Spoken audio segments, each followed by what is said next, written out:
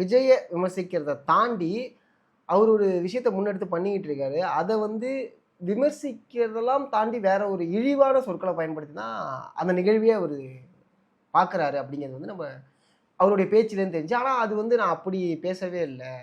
மொதல் விஷயம் வந்து அவர் கொடுத்த எக்ஸ்பிளேஷனுக்கு அப்புறம் தான் நான் வந்து அவர் பேசினதே பார்த்தேன். அது கூட முழுசா 1.5 மணி நேரம் பார்க்கறதுக்கு எனக்கு தெம்பு இல்லை. சகிப்புத்தன்மைன்னு ஒரு அளவு தானே இருக்கும்.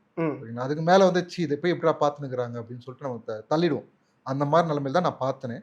ஆனால் அதிகமாக ட்ரெண்டான விஷயத்த முழுசா பார்த்தேன். ஒரு 6 நிமிஷமோ என்னமோ 7 நிமிஷம் வீடியோஸ். விஜயனாவை கொச்சப்படுத்தினது ஒரு பக்கம், மக்களை பெண்களை கொச்சப்படுத்தியிருக்காரு.